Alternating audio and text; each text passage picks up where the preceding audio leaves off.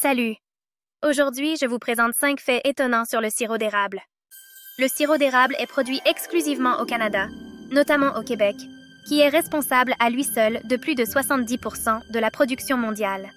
Cette exclusivité fait de lui un produit relativement rare et précieux. La confection du sirop d'érable n'est pas une invention des colons européens.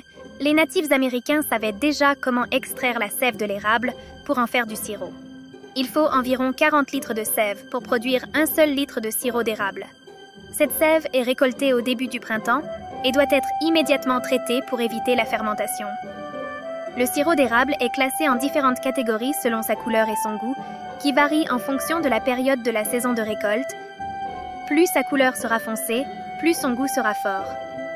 Le doré a une couleur très claire et son goût est discret et délicat.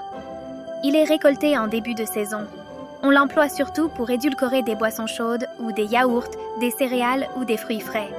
L'ambré est plus foncé et possède un goût plus typé. C'est celui qu'on utilise le plus souvent pour napper les pancakes, les crêpes ou les gaufres. Il est récolté en milieu de saison. Le foncé est davantage utilisé dans les pâtisseries ou pour la cuisson. Il est plus fort en goût que le précédent, et le très foncé est presque complètement opaque. Son goût est particulièrement robuste.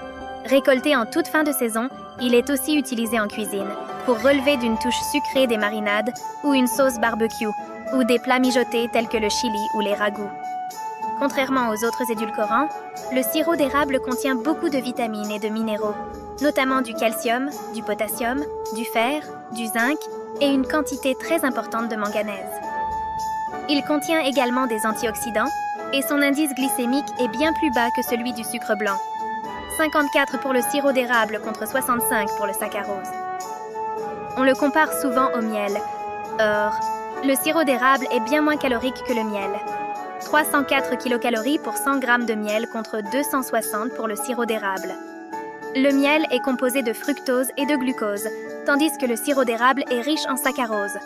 Son indice glycémique est également moins élevé que celui du miel. Alors, ça vous tente? À la prochaine!